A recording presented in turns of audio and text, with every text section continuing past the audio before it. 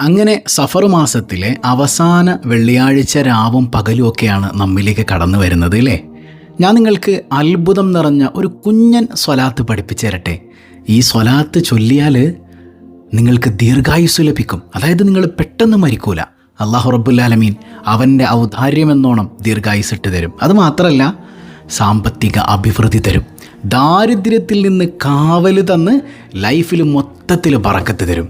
അതേതാണപ്പാ സ്വലാത്ത്? പഠിച്ചാൽ നമുക്ക് 3000 രൂപ സമ്മാനമായി ലഭിക്കുന്ന ചോദ്യം വീഡിയോയിലുണ്ട്. മുഴുവനായി കാണുക, ഉത്തരം കമൻറ്റ് ചെയ്യുക, നാമുമായി ബന്ധപ്പെട്ട എല്ലാവർക്കും എത്തിച്ചു കൊടുക്കുക. അള്ളാഹു ഖൈറും ബറക്കത്തും നൽകി അനുഗ്രഹിക്കുമാറാകട്ടെ. അസ്സലാമു അലൈക്കും വറഹ്മത്തുള്ളാഹി വബറകാതുഹു. എന്തൊക്കെയുണ്ട് എല്ലാവരുടെയും വിശേഷം? സന്തോഷമല്ലേ? എവിടെ പുഞ്ചിരിച്ചു കൊണ്ടൊരു ഹംദ് പറഞ്ഞ് അൽഹംദുലില്ലാഹി റബ്ബിൽ ആലമീൻ. മാഷാ അല്ലാഹ്, ഈ ഒരു ഹംദിൻ്റെ ബറക്കത്ത് കൊണ്ട് ഹൃദ്യമായൊരു പ്രഭാതവും അതിമനോഹരമായൊരു ദിവസവും സമ്മാനമായി തന്ന് കരുണക്കടലായ നാഥൻ നമ്മെ അനുഗ്രഹിക്കുമാറാകട്ടെ. ഹാപ്പിയല്ലേ എല്ലാവരും? ഹാപ്പി ആയിരിക്കണം. പിന്നെ പല ആളുകളും മഴവെള്ളത്തിൻ്റെ ബുദ്ധിമുട്ട് കൊണ്ടൊക്കെ പ്രയാസപ്പെടുന്നുണ്ട്. അല്ലാഹു റബ്ബുൽ ആലമീൻ നമുക്ക് ഹൈറായ മഴ നൽകി അനുഗ്രഹിക്കട്ടെ. വെള്ളപ്പൊക്കത്തിൽ നിന്ന്, അപകടങ്ങളിൽ നിന്ന്, നാച്ചുറൽ കലാമിറ്റീസിൽ നിന്ന് കരുണക്കടലായ നാഥൻ നമുക്ക് കാവൽ നൽകുമാറാകട്ടെ. ഞാൻ കഴിഞ്ഞ ദിവസം ഇപ്പം മൊത്തത്തിൽ യാത്രയിലാണ്. കഴിഞ്ഞ ദിവസം ഒരു കുടുംബത്തെ പരിചയപ്പെട്ടപ്പോൾ അവർ വല്ലാതെ ഇങ്ങനെ പൊട്ടിക്കരയാൻ തുടങ്ങി. അതിന് കാരണം ചോദിച്ചപ്പോൾ അവർ പറഞ്ഞത്, ഉസ്താദ് പല ഘട്ടങ്ങളിലും പറയാറുണ്ട് ഈ കുടുംബബന്ധം ചേർക്കണം, കുടുംബബന്ധം ചേർത്തില്ലെങ്കിൽ നമ്മുടെ നിസ്കാരവും നോമ്പ് സക്കാത്ത് ഹജ്ജ് ഒന്നും സ്വീകരിക്കൂല. അതായത് ഇവർ സാമ്പത്തികമായിട്ടൊക്കെ അഭിവൃദ്ധി ഉള്ളവരാണ്. അതുകൊണ്ട് തന്നെ ഇവർ വലിയൊരു തുക, ലക്ഷങ്ങൾ തന്നെ ഒരു വർഷത്തിൽ സക്കാത്ത് കൊടുക്കുന്നവരാണ്. പക്ഷെ അവർ പറയുന്നുണ്ട് ഈ സക്കാത്തൊന്നും സ്വീകരിക്കുന്നില്ലെങ്കിൽ ഞങ്ങളുടെ അവസ്ഥ എന്താണ്? ഞാൻ ചോദിച്ചാൽ എന്താ പ്രശ്നം? ഞങ്ങൾ പലപ്പോഴും ഞങ്ങളുടെ കുടുംബക്കാരിൽ പലരോടും മിണ്ടാൻ ചെല്ലുമ്പോഴും ചിലരൊക്കെ ഞങ്ങളോട് മിണ്ടുന്നില്ല. എന്തൊക്കെയോ വൈരാഗ്യവും അസൂയയും ഒക്കെ ഇങ്ങനെ തലക്ക് പിടിച്ചിട്ടെന്നോണം. ഞങ്ങൾ പണ്ട് മുതലേ പൈസയുള്ള ആളുകളൊന്നും അല്ല കേട്ടോ. എൻ്റെ ഇക്കാക്ക അങ്ങനെ കഷ്ടപ്പെട്ട് അധ്വാനിച്ചപ്പോൾ അല്ലാഹു റബ്ബുൽ ആലമീൻ അങ്ങ് കൊടുത്തതാണ്. പക്ഷെ അത് പലർക്കും പറ്റിയിട്ടില്ല. അതുകൊണ്ട് തന്നെ ബന്ധങ്ങളിലൊക്കെ വല്ലാത്ത വിള്ളൽ വന്നിട്ടുണ്ട്. ഞങ്ങൾ അങ്ങോട്ട് മിണ്ടാൻ പോയാലും തിരിച്ച് ഞങ്ങളോട് മിണ്ടാത്ത ഒരുപാട് ആളുകളുണ്ട് അല്ലേ. അവരോട് എനിക്ക് പറയാനുള്ളൊരു കാര്യം, ശരിക്കും ഇത് ശ്രദ്ധിക്കണം. നമ്മുടെ സ്വലാത്തിലേക്ക് നമുക്ക് വരാം. അതായത് നമ്മൾ എല്ലാവരെയും പരിഗണിക്കേണ്ടത് ഒരേ ഒരു ബോധ്യത്തിലാണ്. ഞാൻ മുമ്പ് പറഞ്ഞിട്ടുണ്ട്, ഖൽഖുള്ള എന്ന ബോധ്യം. ഖൽഖുള്ള എന്ന് പറഞ്ഞാൽ എന്താ? പടച്ചോൻ്റെ സൃഷ്ടിയാണ് അല്ലേ. ഖൽഖുള്ള, അള്ളാൻ്റെ സൃഷ്ടിയോടാണ് ഞാൻ മിണ്ടാൻ പോണത്. എൻ്റെ മൂത്താപ്പാനോട്, എൻ്റെ കൊച്ചാപ്പാനോട് അങ്ങനെയല്ല. ഞാൻ മിണ്ടിയിട്ട് അവർ തിരിച്ച് മിണ്ടിയില്ലല്ലോ. അപ്പോൾ നമുക്ക് അങ്ങനെ തോന്നൂല. മനസ്സിലായോ? അള്ളാൻ്റെ സൃഷ്ടിയോട് ഞാൻ മിണ്ടാൻ പോണത് ആർക്ക് വേണ്ടിയിട്ടാണ്? അള്ളാഹ്ക്ക് വേണ്ടിയിട്ടാണ്. അള്ളാഹ്ക്ക് വേണ്ടി ഞാൻ മിണ്ടുന്നു. അവരിഞ്ഞ് തിരിച്ച് മിണ്ടിയാലും മിണ്ടിയില്ലെങ്കിലും അതെന്നെ ബാധിക്കുന്ന വിഷയമല്ല. ഞാൻ എൻ്റെ കടമ നിർവഹിച്ചിട്ടുണ്ട്. ഞാൻ മിണ്ടാൻ പോയത് അവരിൽ നിന്ന് ചിരി കാണാനോ അവരിൽ നിന്ന് വർത്തമാനം കേൾക്കാനോ ഒന്നുമല്ല. അതാ ഒരു സംഗതി കൽബിൽ നിന്ന് മാറ്റണം. എന്ന് മൂത്താപ്പാനോട് പോയി മിണ്ടി നോക്കാം. മൂത്താപ്പാടെ ചിരി കണ്ടാലും അതൊന്നുമല്ല. മൂത്താപ്പാനോട് പോയി ഇന്ന് ഞാൻ മിണ്ടും. കാരണം എൻ്റെ റബ്ബിൻ്റെ ഇഷ്ടം അതാണ്. എൻ്റെ റബ്ബിന് വേണ്ടി ഞാൻ മിണ്ടും. മനസ്സിലായോ? ഞാൻ മിണ്ടിയതോടുകൂടെ റബ്ബിൻ്റെ ഇഷ്ടം എനിക്ക് കിട്ടിയിട്ടുണ്ട്. ഇനി മൂത്താപ്പ എന്നെ സ്നേഹിച്ചാലും എന്നെ സ്നേഹിച്ചില്ലെങ്കിലും എനിക്കെന്താ? Doesn't matter. എനിക്ക് പറഞ്ഞത് മനസ്സിലായോ? ഞാൻ എൻ്റെ അമ്മായിയമ്മയോട് മിണ്ടും. ഞാൻ എൻ്റെ അമ്മായിയമ്മയോട് മിണ്ടും. അമ്മായിയമ്മ സൃഷ്ടിയാണ്? അള്ളാൻ്റെതാണ്. ഞാൻ എൻ്റെ മരുമോളോട് മിണ്ടും. മരുമോൾ ആരുടെ സൃഷ്ടിയാണ്? അള്ളാൻ്റെതാണ്. അപ്പം ഞാൻ മിണ്ടിയതോടുകൂടെ അള്ള എന്നെ ഇഷ്ടപ്പെട്ടു. ഇനി അമ്മായിയമ്മ എന്നോട് മിണ്ടിയാലും അല്ലെങ്കിൽ മരുമോൾ എന്നോട് മിണ്ടിയില്ലെങ്കിലും അതൊന്നും ഇവിടെ ബാധിക്കുന്ന വിഷയം അല്ല. ഇത് നമ്മൾ ആദ്യം മനസ്സിലാക്കേണ്ട ഒരു കാര്യമാണ്. മനസ്സിലായോ? പിന്നെ ഹബീബായ സല്ലല്ലാഹു അലൈഹി വസല്ലമ തങ്ങൾ പറയുന്നൊരു സംഗതി ഉണ്ടടാ. അതായത് ദുനിയാവിൽ 2 അപകടങ്ങൾ അല്ലേ, ദുനിയാവിൽ വലിയ വലിയ അദാബുകൾ ഇറങ്ങാൻ കാരണമാകുന്ന 2 വിഷയങ്ങളുണ്ട്. അപ്പോൾ നിങ്ങൾ ചിന്തിച്ച് നോക്കിയാൽ ഇടയ്ക്കിടയ്ക്ക് നമ്മുടെ നാടുകളിൽ ഇങ്ങനെ നിരന്തര അപകടങ്ങൾ വന്നുകൊണ്ടിരിക്കുന്നു. വലിയ വലിയ അപകടങ്ങൾ ഇങ്ങനെ ഉണ്ടാകാനായിട്ട് 2 കാര്യങ്ങൾ വളരെ പ്രത്യേകതയുള്ളതാണ്. അതിലൊന്ന് കുടുംബബന്ധം തകർക്കലാന്നാണ്. കുടുംബബന്ധത്തിന് വിലയില്ലാത്ത ആളുകൾ ഇങ്ങനെ കൂടുമ്പോൾ ഒരുപാട് അപകടങ്ങൾ, പ്രകൃതി ദുരന്തങ്ങളൊക്കെ ഉണ്ടാവും. ഉരുൾപൊട്ടലുകൾ പെട്ടെന്ന് സംഭവിക്കും, വലിയ ഭൂകമ്പം സംഭവിക്കും. മനസ്സിലായോ? അതിശക്തമായ പ്രളയം ഉണ്ടാകും. അങ്ങനെ പല സംഗതികളും സംഭവിച്ചേക്കാം. അപ്പോൾ അതിൻ്റെ ഒരു കാരണമായിട്ട് പറയണത് അള്ളാഹ്ക്ക് ഇഷ്ടമല്ലാത്തൊരു സംഗതി ഇവിടെ നടക്കുന്നുണ്ട്. അതെന്താ? കുടുംബ ബന്ധങ്ങളെ തകർക്കലാണ്. യഥാർത്ഥത്തിൽ ഈ കുടുംബ ബന്ധങ്ങളൊക്കെ പടച്ചോൻ നമുക്ക് തന്നത് ആ ബന്ധത്തിൻ്റെ രസത്തിലൂടെ അള്ളാഹിനെ അറിയാൻ വേണ്ടിയിട്ടാണ്, അല്ലാതെ വേറെ ഒന്നിനുമല്ല. നിനക്ക് കെട്ടിയോളെ തന്നത്, കെട്ടിയോനെ തന്നത്, മക്കളെ തന്നത്, മുത്തപ്പനെ തന്നത്, കൊച്ചാപ്പനെ തന്നത്, മുത്തുമ്മാനെ തന്നത്, ഇതുവരെയൊക്കെ തന്നത് ആ ബന്ധങ്ങളിലൂടെ അള്ളാനെ അറിയാൻ വേണ്ടിയിട്ടാണ്. ഈ ബന്ധങ്ങളൊക്കെ ഒടിച്ചു മുറിച്ച് നിങ്ങൾ ഇട്ടിട്ട് നിങ്ങൾ ഏതല്ലാനെ അറിയാൻ പോണത്? മനസ്സിലായോ? ഇനിയിപ്പോൾ അവരും മിണ്ടുന്നില്ലെങ്കിൽ നിങ്ങൾ അങ്ങോട്ട് മിണ്ടാൻ പോകുമ്പോൾ അള്ളാഹ്ക്ക് വേണ്ടിയാണെങ്കിൽ അവിടെയും അള്ളാനെ അറിയാനുള്ള ഒരു മധുരമുണ്ട്. മനസ്സിലായോ? അപ്പോൾ ഈ ബന്ധങ്ങളൊക്കെ ഇങ്ങനെ നിരന്തരം തകരുമ്പോൾ പ്രകൃതിപരമായ ദുരന്തങ്ങൾ ഇവിടെ സംഭവിക്കുമെന്ന് സയ്യിദുനാ റസൂലുള്ളാഹി സ്വല്ലല്ലാഹു അലൈഹി വസല്ലം. ഇനി അള്ളാൻ്റെ കാരുണ്യം ഒരുപാട് വർഷിക്കാനുള്ള ഒരു കാരണമായിട്ട് റസൂലുള്ള പറയുന്നത്, ബന്ധങ്ങൾ ചേർക്കുന്നതിൽ ആളുകൾ വ്യാപൃതരായാൽ ആ വീട്ടിൽ അല്ലെങ്കിൽ ആ സ്ഥലത്ത് പടച്ചോൻ്റെ റഹ്മത്ത് ഇങ്ങനെ ഇറങ്ങും. നിങ്ങൾ ചിന്തിച്ച് നോക്കിയേ, നിങ്ങളുടെയൊക്കെ വീടുകളിൽ നമ്മളിങ്ങനെ പിണങ്ങിയിരിക്കുന്ന ആളുകളോട് വെറുതെ ഒന്ന് ഫോൺ എടുത്തിട്ട് ഇങ്ങോട്ട് വിളിക്കുക. നിങ്ങളറിയാതെ നിങ്ങളുടെ വീട്ടിൽ റഹ്മത്ത് അള്ളാഹ് ഇറക്കിത്തരും. മനസ്സിലായോ? അതുപോലെ തന്നെ പിണങ്ങി നിൽക്കുന്നവരെ പോയി നമ്മൾ പരിഗണിക്കുക എന്ന് പറയുമ്പോൾ പലപ്പോഴും പരിഗണന കിട്ടാതെ പോകുന്ന ഒരാളുണ്ട്. അതില്ല എന്ന് പറയാൻ പറ്റില്ല. അതാരാന്നറിയോ? അതായത് ഇപ്പോൾ ഭർത്താവിൻ്റെ ഉമ്മ, ആ ഉമ്മാനെക്കുറിച്ച് നമ്മൾ ഒരുപാട് മദഹ് പറയാറുണ്ട് ഇല്ലേ? അല്ലെങ്കിൽ എടാ അമ്മായിയമ്മേനോട് മാന്യമായിട്ട് പെരുമാറണം എന്നൊക്കെ ഭാര്യയോട് നമ്മൾ പറഞ്ഞു കൊടുക്കാറുണ്ട്. എന്നാൽ അങ്ങനെ പരിഗണന കിട്ടാതെ പോകുന്ന ഒരു അമ്മായിയമ്മ ഉണ്ട്. അതാരാ? അത് ഭാര്യയുടെ ഉമ്മയാണ്. ഭർത്താവിൻ്റെ ഉമ്മയുടെ മഹത്വം എന്താണോ അതേ മഹത്വം തന്നെയാണ് ഭാര്യയുടെ ഉമ്മക്കുള്ളത്. മനസ്സിലായോ? ഭാര്യയോട് നിൻ്റെ ഉമ്മാനെ എങ്ങനെയൊക്കെ നോക്കാൻ പറയുന്നുണ്ടോ അതുപോലെ അവളുടെ ഉമ്മാനെ നീയും നോക്കണം. ആ ഉമ്മാക്ക് ഇടയ്ക്കിടയ്ക്ക് വസ്ത്രം വാങ്ങി കൊടുക്കണം. ആ നല്ലൊരു പെരുന്നാൾ ദിവസമൊക്കെ വരുമ്പോൾ നിൻ്റെ ഉമ്മാക്ക് കൊടുക്കണം എന്തായാലും. ആ കൂട്ടത്തിൽ ശരിക്കും നല്ല ഉമ്മയാണ് നിങ്ങളെങ്കിൽ നിങ്ങൾ മോനോട് പറഞ്ഞു കൊടുക്കണം, എടാ അവക്കടെ ഉമ്മാക്ക് എന്തെങ്കിലുമൊക്കെ ഒന്ന് മേടിച്ചു കൊടുക്കണം കേട്ടാ, അവർക്ക് പെരുന്നാളിന് നീ എനിക്ക് ഡ്രസ്സ് എടുത്ത് തരുമ്പോൾ അവർക്ക് എടുത്തു കൊടുക്കണം കേട്ടാ. എത്ര അമ്മായിമ്മമാർ പറയാറുണ്ട് അങ്ങനെ, എത്ര പേര് പറയാറുണ്ട്. മോനെ നിൻ്റെ ഉമ്മയാണത്. ആ ഉമ്മയെ നീ വേദനിപ്പിച്ചിട്ട് എത്ര നിസ്കരിച്ചാലും എത്ര നോമ്പ് പിടിച്ചാലും എത്ര ഹജ്ജ് ചെയ്താലും ഒരു കാര്യമില്ല, പടച്ചോൻ കുപ്പത്തൊട്ടിയിലേക്ക് വലിച്ചെറിയും. നിങ്ങളുടെ സ്വന്തം ഉമ്മാനെ കാണാൻ പോലും വിടാത്ത എത്ര ഭർത്താക്കന്മാരുണ്ട്. എത്ര ദുഷ്ടത്തരാണത്, എത്രമേൽ ക്രൂരതയാണ്. എന്നിട്ട് നിൻ്റെ ഉമ്മാനെ നോക്കാൻ അവളോട് നീ പറയാം. അതെത്രമേൽ വിരോധാഭാസമാണടാ അല്ലേ? മോശമല്ലേ അത്? മോശമല്ലേ? അത്രമേൽ വൃത്തികെട്ട സ്വഭാവം വേറെ ഏതാ ഉള്ളത്? ഒരു ബന്ധം തകർത്തുകൊണ്ട് മറ്റൊരു ബന്ധം ചേർക്കാൻ നോക്കല്ല, രണ്ടും ഭംഗിയാകട്ടെ.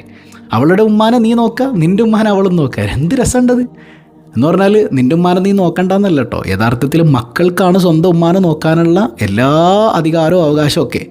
മറ്റതൊരു സ്നേഹത്തിൻ്റെ ഭാഗമായിട്ടുള്ള പരിഗണനയാണ്. അപ്പോൾ നിൻ്റെ ഉമ്മാനെ അവൾ കൂടുതൽ പരിഗണിക്കട്ടെ, അവളുടെ ഉമ്മാനെ നീയൊന്ന് പരിഗണിച്ച് നോക്കി. അപ്പോൾ നിങ്ങൾക്കിടയിൽ പ്രണയം ഇങ്ങനെ മുട്ടിടുന്നത് ആസ്വദിക്കാൻ പറ്റും. മനസ്സിലായോ? ഇനി അവിടുന്ന് ആ ഭാര്യയുടെ ഉമ്മയുടെ പ്രാക്കൊക്കെ കിട്ടിയണ്ടല്ലോ, വലിയ പ്രശ്നമാണ്. നിൻ്റെ ഉമ്മ നിന്നെ ശപിക്കുന്നതിന് തുല്യമാണത്, വലിയ അപകടമാണത്. മനസ്സിലായോ? ഒരിക്കൽ അബൂ ഹുറൈറ റളിയല്ലാഹു അൻഹു ഇങ്ങനെ പറയുന്നുണ്ടല്ലോ, ഒരു സദസ്സിലിരിക്കുമ്പോൾ പറയുന്നുണ്ട്, ഇവിടെ കുടുംബബന്ധം ചേർത്ത ആരെങ്കിലുമൊക്കെ ഉണ്ടെങ്കിൽ എഴുന്നേറ്റ് പോകണമെന്ന് പറഞ്ഞു. അപ്പോൾ നമ്മളെപ്പോലെ അല്ലല്ലോ, അവർ ഈമാനുള്ളവരല്ലേ, സ്വഹാബത്തല്ലേ. അപ്പോൾ ഒരു സ്വഹാബി വേഗം എഴുന്നേറ്റിട്ട് കുഞ്ഞുമ്മാടെ അടുത്തേക്ക് പോകാൻ ഉമ്മാടെ സഹോദരിയുടെ അടുക്കൽ ചെന്നു. എന്നിട്ട് പറഞ്ഞു, ഉമ്മ ഞാൻ എന്തെങ്കിലുമൊക്കെ തെറ്റ് ചെയ്തിട്ടുണ്ടെങ്കിൽ പുറത്ത് തന്നെ കേട്ടോ. അപ്പോൾ ചോദിച്ചു, മോനെ എനിക്ക് പൊരുത്താണ്, എന്താ ഇപ്പം ഇങ്ങനെ ചോദിക്കാൻ കാരണം എന്ന് അബൂ ഹുറൈറയോട് ചോദിക്കണം കേട്ടോ. കാര്യം പറഞ്ഞപ്പോഴേ അങ്ങനെ ഈ സ്വഹാബി വന്ന് അബൂ ഹുറൈറ റളിയല്ലാഹു അൻഹുവിനോട് ചോദിച്ചു, അബൂ ഹുറൈറ എന്താണ് അങ്ങനെ പറയാൻ കാരണം? സമിഅ്തു റസൂലല്ലാഹി സ്വല്ലല്ലാഹു അലൈഹി വസല്ലമ യഖൂൽ, നബിതങ്ങൾ പറയുന്നത് ഞാൻ കേട്ടിട്ടുണ്ട്, കുടുംബബന്ധം മുറിച്ച ഒരാളുള്ള ഒരു സദസ്സിലേക്ക് പടച്ചോൻ്റെ കാരുണ്യം ഇറങ്ങൂല, അവിടുത്തെ ദുആ സ്വീകരിക്കൂല. മനസ്സിലായി? നിങ്ങൾ ചിന്തിച്ച് നോക്കിയേ, ആ ദുആ അല്ലാഹ് സ്വീകരിക്കൂല. അപ്പം അങ്ങനെ കുടുംബബന്ധം മുറിക്കുന്ന ആൾ നമ്മുടെ വീട്ടിലുണ്ടെങ്കിൽ ആ വീട്ടിലിരുന്ന് നമ്മൾ എന്ത് ദുആ ഇരുന്നാലും ദുആ അല്ലാഹ് എന്ത് ചെയ്യൂല? സ്വീകരിക്കൂല. അത്രമേൽ അല്ലാഹ്ക്ക് വെറുപ്പായി മാറും. അപ്പോൾ എത്ര ഡേഞ്ചറാണത്, എത്രമേൽ ഡേഞ്ചറാണ്. പിന്നെ കുടുംബബന്ധം ചേർത്താൽ നമുക്ക് കിട്ടുന്ന 2 കാര്യങ്ങളെക്കുറിച്ചാണ് നിങ്ങൾക്ക് മുമ്പ് പറഞ്ഞു തന്നിട്ടുണ്ട്. എന്താണത്? ഒന്ന്, ഹബീബായ സയ്യിദുനാ റസൂലുള്ളാഹി സ്വല്ലല്ലാഹു അലൈഹി വസല്ലം തങ്ങൾ പറയുന്നുണ്ട്, നിങ്ങൾക്ക് ആർക്കെങ്കിലും ദീർഘായുസ് വേണോ? നിങ്ങൾക്ക് ആർക്കെങ്കിലും സമ്പത്തിൽ ബറക്കത്ത് വേണോ? അപ്പോൾ സ്വഹാബത്ത് പറഞ്ഞു, നബിയെ വേണം അല്ലേ, നമുക്ക് വേണ്ടേ, ദീർഘായുസും വേണം സമ്പത്തിൽ ബറക്കത്തും വേണം. അപ്പോൾ അതിനെന്ത് ചെയ്യണം? നബി സല്ലല്ലാഹു അലൈഹി വസല്ലം തങ്ങൾ പറഞ്ഞു, നിങ്ങൾ കുടുംബബന്ധം ചേർത്തോ. കുടുംബബന്ധം ചേർത്താൽ നിങ്ങൾക്ക് ആയുസ്സിൽ ബറക്കത്തുണ്ടാകും, സമ്പത്തിൽ ബറക്കത്തുണ്ടാകും. ഇല്ലെങ്കിലോ ആയുസ് ചുരുങ്ങും, സമ്പത്ത് ചുരുങ്ങും. മൊത്തത്തിൽ ജീവിതത്തിലൊരു ഇടുക്കം, മൊത്തത്തിൽ ജീവിതത്തിൽ ഇങ്ങനെ ഇടുങ്ങി പോകണം, ഒന്നിനും തികയണില്ല, പൈസയില്ല, ആയുസ് ഇങ്ങനെ കുറഞ്ഞു, എപ്പോഴും രോഗം. അതിൻ്റെ ഒരു മർമ്മപ്രധാന കാരണമാണ് നിങ്ങളുടെ കുടുംബബന്ധം, ആ ബന്ധത്തിലുള്ള തകർച്ച. നബി മുഹമ്മദ് റസൂലുള്ളാഹി സ്വല്ലല്ലാഹു അലൈഹി വസല്ലം. അപ്പോൾ നമ്മുടെ കുടുംബബന്ധം മനോഹരമാകാൻ, അതായത് മനസ്സിൻ്റെ ഉള്ളിൽ സ്നേഹം തോന്നാൻ ഒരു സ്വലാത്തുണ്ട്. മഹാനായ യൂസുഫ് നബഹാനി റളിയല്ലാഹു അൻഹു ഒക്കെ പറഞ്ഞു തരുന്നുണ്ട്. ചെറിയൊരു സ്വലാത്താണ്. അപ്പോൾ ഈ സ്വലാത്ത് ചൊല്ലിയാലും നിങ്ങൾ കുടുംബബന്ധം ചേർക്കാൻ ശ്രമിക്കുന്നതോടൊപ്പം ഈ സ്വലാത്ത് ചൊല്ലിയാൽ, അതാണ് ഞാൻ പറഞ്ഞത്, ഈ സ്വലാത്തിൻ്റെ പൊരുളറിഞ്ഞു ചൊല്ലണം. മനസ്സിലായോ? അപ്പോൾ കുടുംബബന്ധം ചേർക്കാൻ നിൽക്കുക, നിങ്ങളിങ്ങനെ കുടുംബബന്ധം ചേർക്കുക, കൂട്ടത്തിൽ ഈ സ്വലാത്തും ചൊല്ലുക. അങ്ങനെയാണെങ്കിൽ നിങ്ങൾ ആരോടാണോ ബന്ധം ചേർക്കുന്നത് അവരുടെ കൽബിൽ നിങ്ങളോട് സ്നേഹം തോന്നും. ഏതാണ് ആ സ്വലാത്ത്? സ്വല്ലല്ലാഹു അലാ സയ്യിദിന മുഹമ്മദ് വൽ ആലി വൽ അസ്ഹാബി സല്ലം. സ്വല്ലല്ലാഹു അലാ സയ്യിദിന മുഹമ്മദ് വൽ ആലി വൽ അസ്ഹാബി സല്ലം. സ്വല്ലല്ലാഹു അലാ സയ്യിദിന മുഹമ്മദ് വൽ ആലി വൽ അസ്ഹാബി സല്ലം. ഉണ്ടോ? ഒരിക്കൽ ഹസൻ റളിയല്ലാഹു അൻഹു സ്വപ്നം കാണുന്നതുമായി ബന്ധപ്പെട്ട് നബി സല്ലല്ലാഹു അലൈഹി വസല്ലം തങ്ങളുടെ അടുക്കൽ ഇങ്ങനെ വരികയാണ്, നബിയെ ഞാൻ സ്വർഗത്തിലൊരു കൊട്ടാരം കണ്ടു. എന്താ കൊട്ടാരത്തിൻ്റെ പ്രത്യേകത? അത് പിണങ്ങി നിൽക്കുന്നവരിൽ ആദ്യം പോയി മിണ്ടുന്നവർക്കുള്ളതാണ് ആ കൊട്ടാരമെന്ന് സയ്യിദുന റസൂലുള്ളാഹി സ്വല്ലല്ലാഹു അലൈഹി വസല്ലം. പിണങ്ങി നിൽക്കുന്നവരിൽ ആദ്യം പോയി മിണ്ടുന്നവർക്കാണ്. അപ്പോൾ ഈ സ്വലാത്ത് നിങ്ങൾ ധാരാളം ചൊല്ലുക. ബന്ധം ചേർക്കുന്നതോടൊപ്പം ഈ സ്വലാത്ത് ചൊല്ലുക. അപ്പോൾ എന്ത് ചെയ്യും? അതിൻ്റെ പൊരുളറിഞ്ഞ് ചൊല്ലുമ്പോൾ അള്ളാഹു നമുക്ക് പെട്ടെന്നുള്ള മരണത്തിൽ നിന്ന് കാവൽ തരും, ദാരിദ്ര്യത്തിൽ നിന്ന് കാവൽ തരും, സാമ്പത്തികമായ അഭിവൃദ്ധി തരും. ഇതിലപ്പുറം നമുക്ക് എന്താ വേണ്ടത്? സെറ്റിൽ നമ്മുടെ ലൈഫ് അടിപൊളിയല്ലേ? ഈ ബർക്കത്ത് എന്ന് പറഞ്ഞാൽ സാമ്പത്തിക അഭിവൃദ്ധി മാത്രമല്ല, മക്കളിലും കച്ചവടത്തിലും ജോലിയിലും എല്ലാ മേഖലയിലും സമാധാനം തന്ന് പടച്ചോൻ നമ്മളെ ഏറ്റെടുക്കും. ഒരു 11 തവണ ചൊല്ലിക്കേ. സ്വല്ലല്ലാഹു അലാ സയ്യിദിന മുഹമ്മദ് വൽ ആലി വൽ അസ്ഹാബി സല്ലം. സ്വല്ലല്ലാഹു അലാ സയ്യിദിന മുഹമ്മദ് വൽ ആലി വൽ അസ്ഹാബി സല്ലം. സ്വല്ലല്ലാഹു അലാ സയ്യിദിന മുഹമ്മദ് വൽ ആലി വൽ അസ്ഹാബി സല്ലം. സ്വല്ലല്ലാഹു അലാ സയ്യിദിന മുഹമ്മദ് വൽ ആലി വൽ അസ്ഹാബി സല്ലം.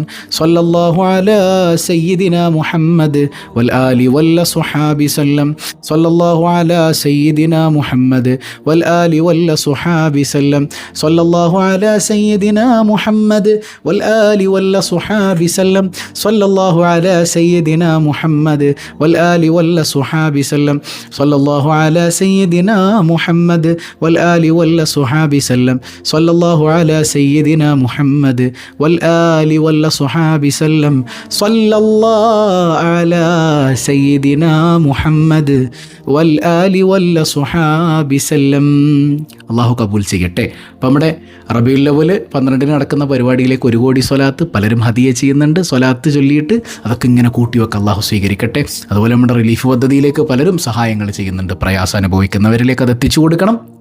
കഴിഞ്ഞ ദിവസം ഈരാറ്റുപേട്ടയിൽ പ്രളയത്തിൽ പ്രയാസപ്പെടുന്ന ആളുകളിലേക്ക് നല്ലൊരു തുക തന്നെ അൽഹംദുലില്ലാ നമ്മുടെ സ്വബാഹുൽ ഹൈറിൽ നിന്ന് അതുമായി ബന്ധപ്പെട്ട ചില ആളുകളിലേക്ക് നമുക്ക് എത്തിച്ചു കൊടുക്കാൻ പറ്റിയിട്ടുണ്ട്. അല്ലാഹു റബ്ബുൽ ആലമീൻ അങ്ങനെ പ്രയാസങ്ങൾ സഹിക്കുന്നവരെ ചേർത്ത് പിടിക്കാൻ നമുക്ക് തൗഫീഖ് നൽകി അനുഗ്രഹിക്കുമാറാകട്ടെ. കഴിഞ്ഞ ദിവസം നമ്മൾ ചോദിച്ച ചോദ്യം എന്താണ്? ഹബീബായ സയ്യിദുനാ റസൂലുള്ളാഹി സ്വല്ലല്ലാഹു അലൈഹി വസല്ലമ തങ്ങൾ ഏത് നബിയുടെ പരമ്പരയിലാണ് മുത്ത് റസൂൽ സല്ലല്ലാഹു അലൈഹി വസല്ലമ തങ്ങൾ പിറന്നത്? ആരുടെയാണത്? ഖലീലുല്ലാഹി ഇബ്രാഹിം അലൈഹി സ്വലാത്തു വസ്സലാം ഇല്ലേ? ഇബ്രാഹിം നബിയുടെ പേരക്കുട്ടിയാണ് ആര്? മുത്തുനബി സല്ലല്ലാഹു അലൈഹി വസല്ലമ തങ്ങൾ. ഇബ്രാഹിമിയൻ പാരമ്പര്യം ഇല്ലേ? അള്ളാഹു നമുക്ക് മനസ്സിലാക്കാൻ തൗഫീഖ് നൽകട്ടെ. അപ്പോൾ 3000 രൂപ സമ്മാനമായി ലഭിക്കുന്ന ഇന്നത്തെ ചോദ്യം, ലോകത്ത് ആദ്യത്തെ സൃഷ്ടി ഇല്ലേ? ലോകം പടയ്ക്കുന്നതിന് മുമ്പ്, ലോകത്ത് എന്ന് പറയാൻ പറ്റില്ല, ലോകമൊക്കെ പടയ്ക്കുന്നതിന് മുൻപ് അള്ളാഹു ആദ്യം പടച്ചത്, ആ പടച്ച സൃഷ്ടി എന്താണ്? കമൻറ്റ് ചെയ്യാൻ ബർക്കത്ത് ചെയ്യട്ടെ. പതിവായി ചൊല്ലുന്ന ദിക്ർ സുബ്ഹാനല്ലാഹി വബിഹംദിഹി عدد خلقه ورضا نفسه وزنة عرشه ومداد كلماته. سبحان الله وبحمده عدد خلقه ورضا نفسه وزنة عرشه ومداد كلماته. سبحان الله وبحمده عدد خلقه ورضا نفسه وزنة عرشه ومداد كلماته. അൽഹംദുലില്ലാഹി റബ്ബിൽ ആലമീൻ. അല്ലാഹുമ്മ സ്വല്ലി അലാ സയ്യിദിന മുഹമ്മദിൻ വഅലാ ആലി സയ്യിദിന മുഹമ്മദ്. അർഹമുർറാഹിമായ കരുണക്കടലായ റബ്ബേ, ഈ സദസ്സ് നീ സ്വീകരിക്കണേ അല്ലാ. അടുത്ത വെള്ളിയാഴ്ച രാവ്, അത് റബീഉൽ അവ്വലാണ്. പുണ്യ നബിയെ സ്വീകരിക്കാൻ ഞങ്ങൾക്ക് നീ തൗഫീഖ് നൽകണയല്ല. ഈ സദസ്സിൽ പങ്കെടുക്കുന്ന ഓരോരുത്തരുടെയും മനസ്സിലുള്ള പ്രയാസങ്ങൾ നീക്കണയല്ല. ദുആ സ്വീകരിക്കണയല്ല. പാപങ്ങൾ പൊറുക്കണയല്ല. എന്ത് ലക്ഷ്യത്തിലാണോ ഇരിക്കുന്നത് ലക്ഷ്യങ്ങളൊക്കെ പൂർത്തിയാക്കണയല്ല. ഞങ്ങളിൽ നിന്ന് മരണപ്പെട്ടവരുടെ ഖബർ വെളിച്ചമാക്കണയല്ല. ഈ സദസ്സിലിരിക്കുന്നവരുടെ കൽബിലുള്ള വേദന എന്താണെങ്കിലും, കമൻറ്റുകളിൽ എഴുതിയത് എന്താണെങ്കിലും ഓരോന്നോരോന്ന് പറയാതെ നിനക്കറിയാമല്ലോ പടച്ചോനെ, ഇതൊക്കെ നീ എളുപ്പാക്കണയല്ല. റിലീഫ് പദ്ധതിയിലേക്ക് ഹദിയ ചെയ്യുന്നവരുണ്ട്, പ്രയാസങ്ങളൊക്കെ നീ നീക്കണയല്ല. ഞങ്ങളെയും ഞങ്ങളിൽ നിന്ന് വിട പറഞ്ഞവരെയും ഹബീബ് റസൂലുള്ളാഹി സ്വല്ലല്ലാഹു അലൈഹി വസല്ലമ തങ്ങളോടൊപ്പം നിൻ്റെ കാരുണ്യത്തിൽ ഒരുമിപ്പിക്കണയല്ല. ബിഹഖി സ്വല്ലല്ലാഹു അലാ മുഹമ്മദ് സ്വല്ലല്ലാഹു അലൈഹി വസല്ലം സ്വല്ലല്ലാഹു അലാ മുഹമ്മദ് സ്വല്ലല്ലാഹു അലൈഹി വസല്ലം. അല്ലാഹുമ്മ സ്വല്ലി അലാ മുഹമ്മദ് യാ റബ്ബി സ്വല്ലി അലൈഹി വസല്ലിം. വസ്സലാമു അലൈക്കും വറഹ്മത്തുള്ളാഹി വബറകാതുഹു.